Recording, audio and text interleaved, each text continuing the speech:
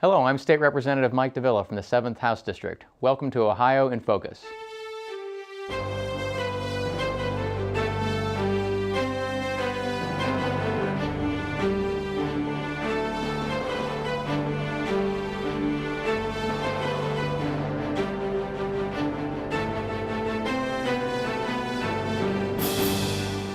Hello and welcome to this edition of Ohio in Focus, a program that brings state government to you.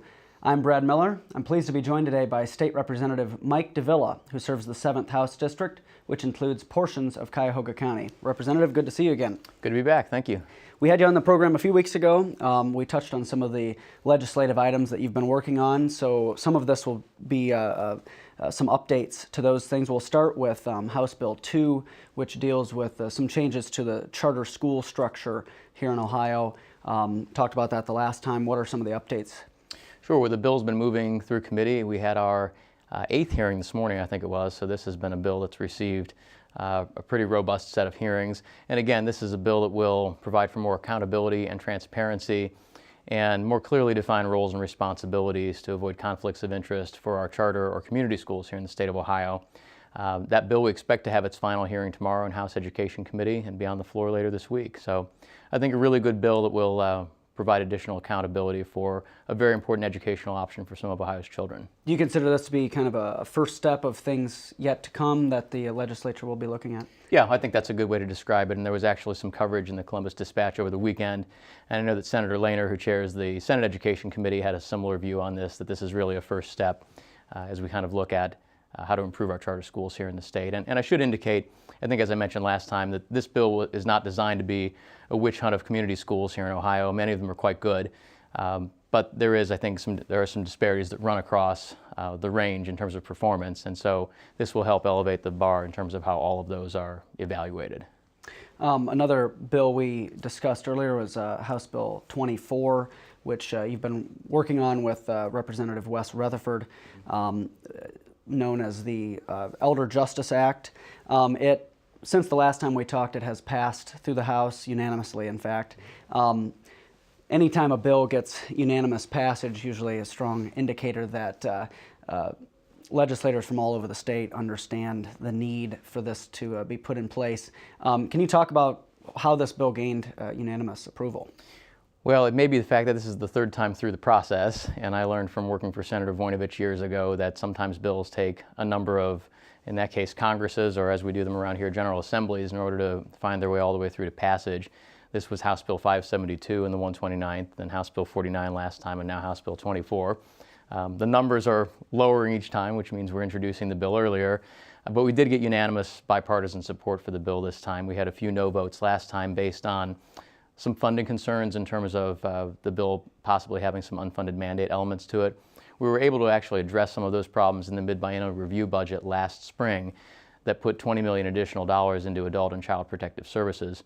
So I think that addressed some of those concerns, allowing the bill to move through more quickly this time.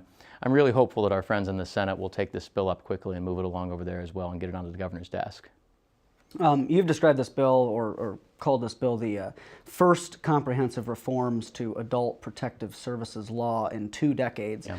For legislation that deals quite heavily with technology, obviously the course of 20 years is a long time when looking at the advancements that have been made. Can you kind of talk about how that factored into the passage of this bill? Sure, and well, this is often the case, I think, with major legislation like this. You know, when I was back in D.C., I did a lot of work on human resource, personnel related issues at the federal level there, and in that case it was 25 years since we'd done any fundamental reform in that part of the United States Code. In this case, a couple decades. But society's changed and technology has changed over the amount of time that we're talking about here. And so where adult protective service law traditionally dealt with physical abuse, whether in a family situation or an institution, today much of what we're finding is occurring for our seniors is financial exploitation. The phone call that comes in the evening from someone who's not a relative and is a scam, basically, to try and bilk folks out of their hard-earned income and savings over the years. And so this bill will provide for additional mandatory reporters in our financial institutions. It will put in law for the first time a registry of these types of activities across the spectrum of elder abuse, and it will codify in state law an Elder Abuse Commission, which several attorneys general in a row have had now under their own authority back to 2009, AGs of both parties. It'll put that in law so that there's a constant board in place to discuss these issues. Something you've been very involved with and have worked with Treasurer Mandel on. News came out recently that the U.S. Public Interest Research Group, it's a consumer advocacy group, ranked Ohio #1 of all 50 states when it comes to transparency for government spending. Kind of a far cry from where the state was not long ago, where it was graded I think a D- and was not very accessible to the public. What has changed over the course of these last couple years that has made Ohio more transparent? Well, I think a focus both by Treasurer Mandel and his office and by the legislature on these issues. Again, this is a bill that we're taking another shot at this time around. This was House Bill 175 in the last session, which will require a state expenditure database to be put in place for all state agency expenditures. And you can drill all the way down through it the way that this has been envisioned, right down to the dollars and cents and right down to the payee. What Treasurer Mandel has done in the meantime is use his own authority within his office and set up a website called ohiocheckbook.com. And he's really envisioned exactly what we had in mind here and brought it into fruition. It's a really great website that I think is providing a great deal of additional transparency into how we spend the taxpayers' money here at the state level. And I think that really is the main factor that allowed us to catapult from 46th in the nation to 1st in a matter of 1 year.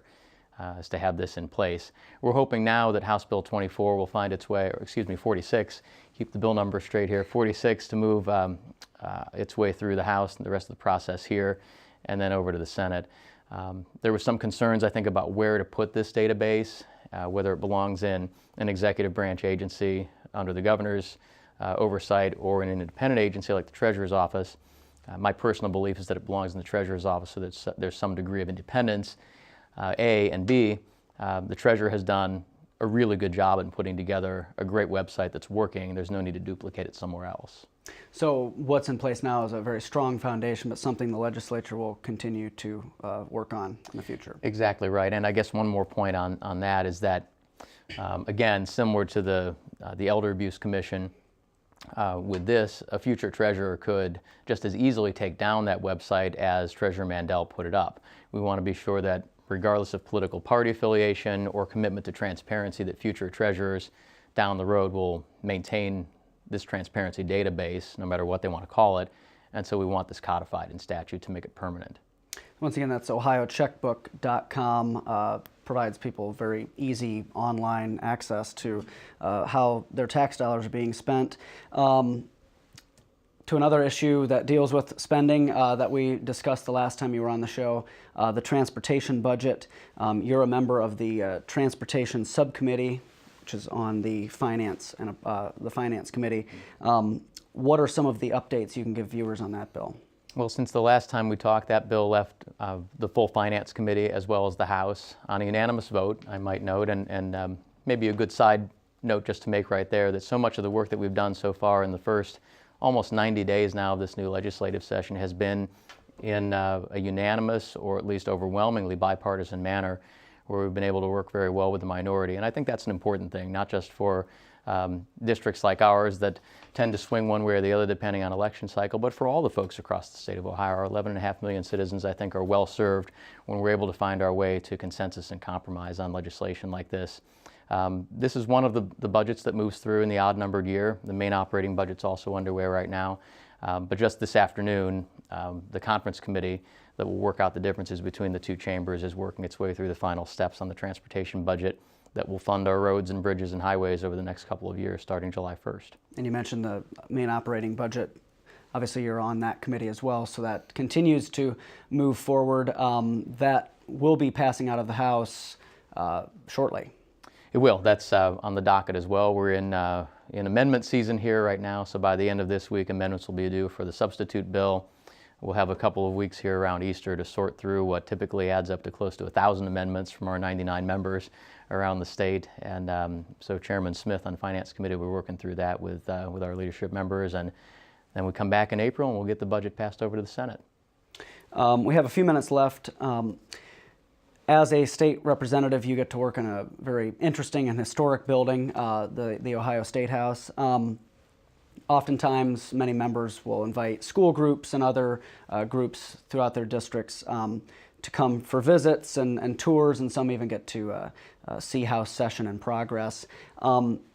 What does it mean for you as a legislator to be able to invite people to this historic building, and what do you think, particularly maybe students, take away from their experience here?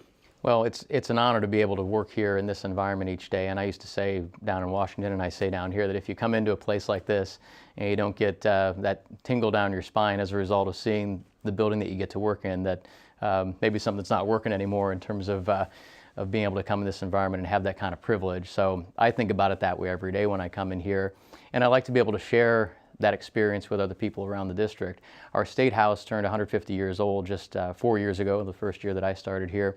And so this is the 5th year now that we've run a program in our district. It's a reading program for elementary school kids that we call Legislator for a Day.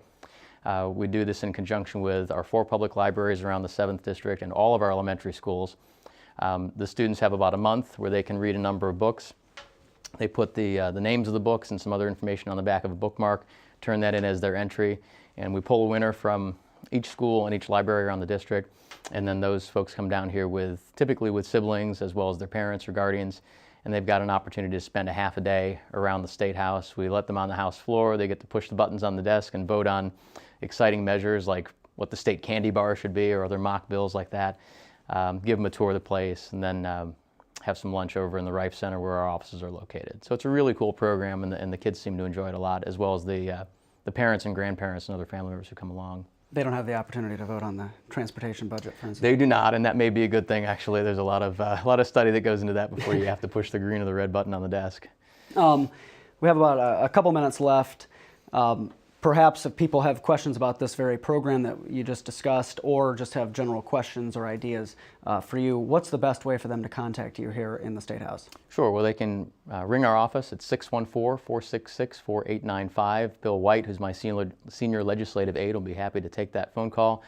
Email is also fine, and the email address is rep07, rep07 at ohiohouse.gov. Representative, we're about out of time. Thanks for joining us again. My pleasure. Pleasure talking to you. And we look forward to seeing you again on the next edition of Ohio in Focus, the program that brings state government to you. Thanks for watching.